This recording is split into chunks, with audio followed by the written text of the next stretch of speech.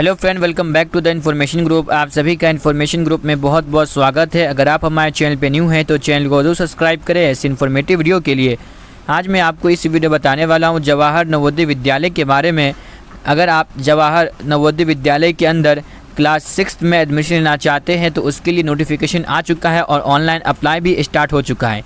तो ये आज मैं आपको कंप्लीट प्रोसेस बताने वाला हूँ कि कौन इसमें अप्लाई कर सकता है, क्या आपका डेट ऑफ बर्थ होना चाहिए, कब से कब तक इसमें अप्लाई कर सकते हैं, लास्ट डेट कब रहने वाला है। कंप्लीट इन्फॉर्मेशन इस वीडियो में आपको मिल जाएगा, इसलिए इस वीडियो का अंत तक ज़रूर देखिएगा और हो सके तो इस वीडियो को अपने दोस्तों के साथ ज़रूर शेयर कीजिए, क्योंकि आपके एक शेयर से किसी की हेल्प हो सकती है।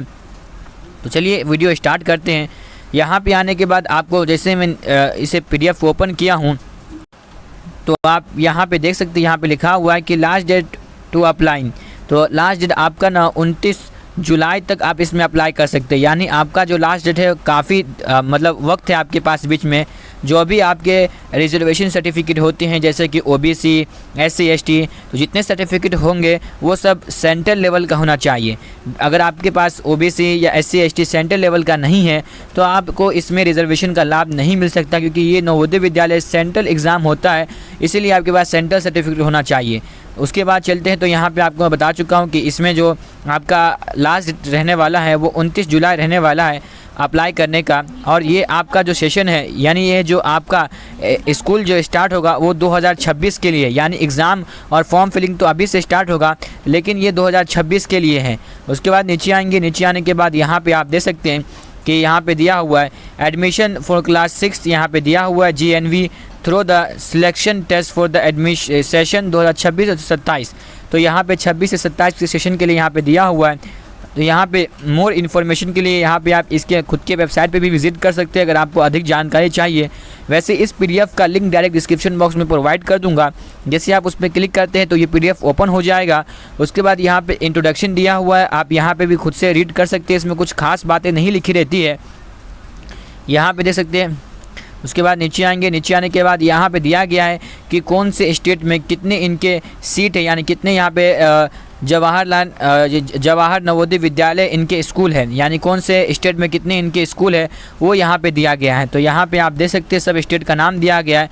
नंबर ऑफ GNV का फुल फॉर्म होता है जवाहर नवोदय विद्यालय। तो GNV जहाँ लिखा हो उसका मतलब आप समझ जाइएगा कि जवाहर नवोदय विद्यालय के बारे में बात किया गया है।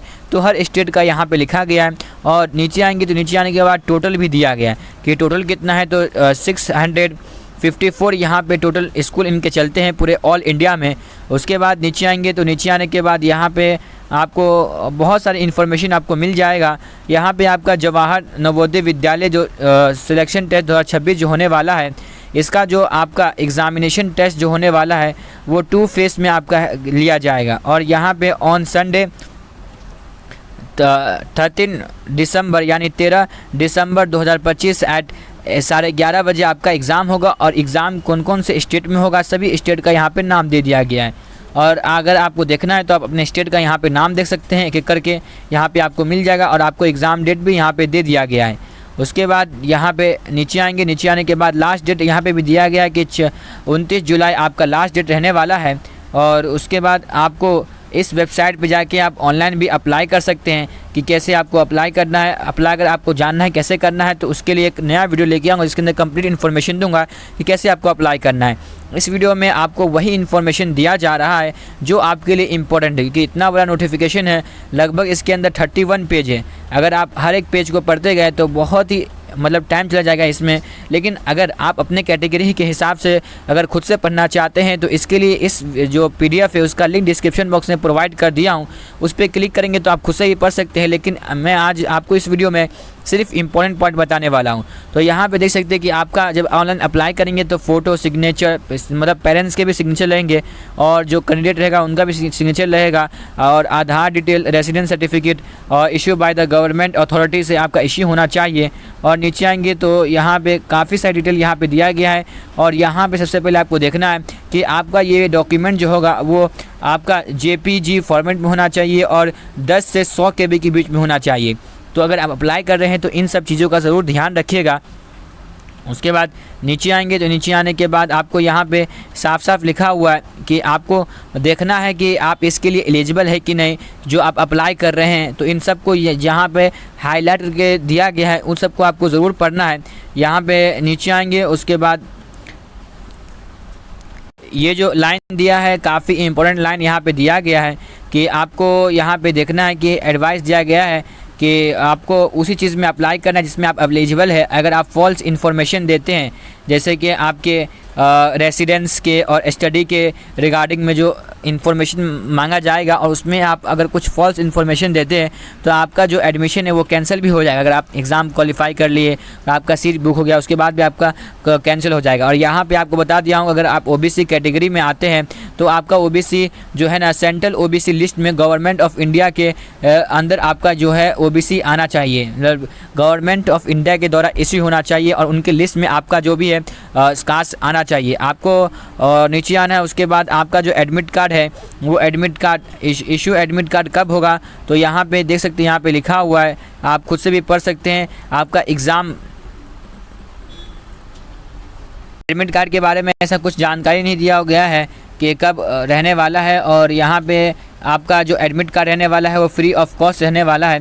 तो उसके बाद नीचे आएंगे तो यहाँ पे रिज़ल्ट एंड सिलेक्शन टेस्ट देख सकते हैं। तो यहाँ पे दिया the result of the JNV selection test 2026 is expected to be the announce by end of March 2025। तो आपका रिज़ल्ट कब यहाँ पे पब्लिश किया जाएगा तो मार्च 2026 यहाँ पे दिया हुआ है, और यहाँ पे मार्च 2026 के बीच में आपका यहाँ पे रिज़ल्ट यहाँ पे डिक्लेयर किया जाएगा। और एडमिट कार्ड के रिगार्डिंग में यहाँ पे नहीं कहा गया कि कब आपका दिया जाएगा, और लेकिन ये ज़रूर कहा गया कि एडमिट कार्ड आपका फ्री ऑफ कॉस्ट होगा, सिर्फ एक बार आपको पेमेंट कर रहेगा। और यहाँ पे रिज़ल्ट आपके नवोदय जवाहर नवोदय विद्यालय और उसके बाद यहाँ पे डिस्ट्रिक्ट एजुकेशन ऑफिसर और डिस्ट्रिक्ट मजिस्ट्रेट के मतलब वेबसाइट पे भी आपका जो रिज़ल्ट है वो शो होगा।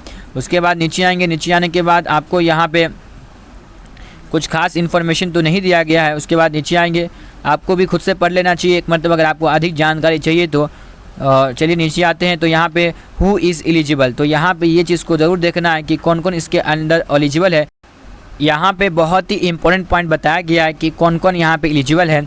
तो साफ साफ यहाँ पे कहा गया है कि जो बच्चे अभी क्लास 5th में पढ़ रहे हैं, यानी अभी क्लास 5th में है 2025 में, और वो इसमें अप्लाई कर सकते हैं। और सेकेंड बात ये कहा गया है इसके अंदर कि आप जो क्लास 5th में पढ़ रहे हैं और आपका लोकेशन स्टडी और डिस्ट्रिक्ट और जहाँ से आप अप्लाई कर रहे हैं जवाहरलाल नवोदय विद्यालय में पढ़ने के लिए JNV में, दोनों का डिस्ट्रिक्ट है ना वो सेम होना चाहिए। और आपको यहाँ पे प्रूफ देना पड़ेगा आपका रेसिडेंस का और आपके स्कूल का, यानी आपका रेसिडेंस और आपका स्कूल दोनों एक ही डिस्ट्रिक्ट के अंदर होना चाहिए, तो ही इसमें आप अप्लाई कर सकते हैं। साफ साफ यहाँ पे कहा गया है और यहाँ पे आप पढ़ सकते हैं, खुद से भी पढ़ सकते हैं, यहाँ पे दिया गया है। उसके बाद नीचे आएंगे तो नीचे आने के बाद यहाँ पे लिखा हुआ है कि candidate has studied class 5th is on any of the government and recognised school, यहाँ पे दिया हुआ है recognised school located in the same district during the 2025-2026। तो वही लोग इसमें अप्लाई कर सकते हैं जो रेसिडेंस और यहाँ पे जो स्कूल में पढ़ रहे हैं वो सेम डिस्ट्रिक्ट में होना चाहिए, वही लोग इसमें अप्लाई कर सकते हैं। तो साफ साफ यहाँ पे मतलब यही इसमें एक पेचीदा पॉइंट दिया गया है कि बहुत सारे बच्चे यहाँ पे समझ नहीं पाते कि यहाँ पे आखिर क्या लिखा गया है।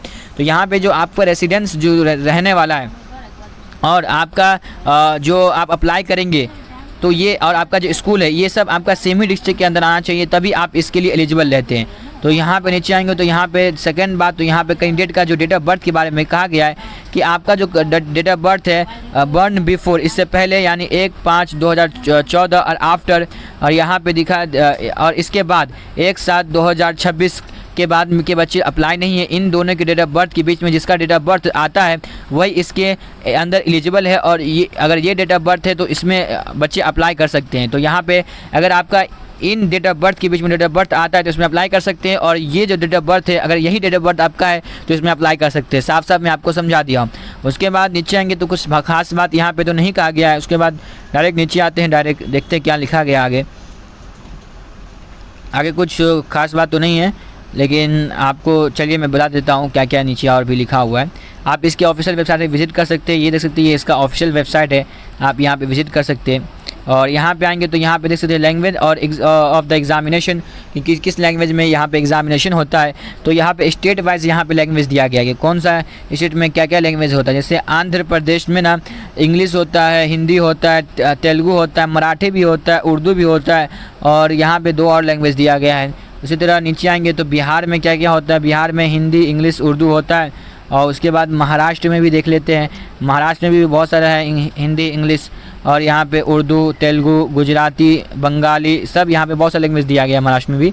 तो कौन कौन स्टेट में क्या क्या लैंग्वेज यहाँ पे रहता है टेस्ट में आपको यहाँ पे दे दिया गया है। और अगर एक बार आप फॉर्म फिल कर लेते हैं तो आपको यहाँ पे मॉडिफाई करने का नहीं दिया जाएगा मौका। तो सोच समझ के आपको यहाँ पे फॉर्म भरना है। और यहाँ पे देख सकते हैं यहाँ पे एग्ज़ाम किस तरह का रहेगा।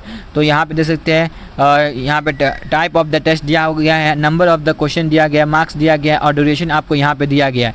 तो यहाँ पे आप देख सकते हैं, अपने स्तर पे भी पढ़ सकते हैं। और यहाँ पे आपको ब्लू टिक करना रहेगा। यहाँ पे नीचे आएंगे तो यहाँ पे दिख रहा है आपको किस तरह का यहाँ पे आपको क्वेश्चन रहता है और ऑप्शन रहता है। आपके पास 4 ऑप्शन रहता है। इस तरह का आपके क्वेश्चन आपको डिस्प्ले होंगे और आपको यहाँ पे टिक करना रहेगा कौन सा में आपको करेक्ट लग रहा है। तो यहाँ पे क्वेश्चन पेपर का मॉडल भी यहाँ पे दिया गया है। नीचे आएंगे तो देख सकते हैं क्वेश्चन पेपर का भी मॉडल इसके अंदर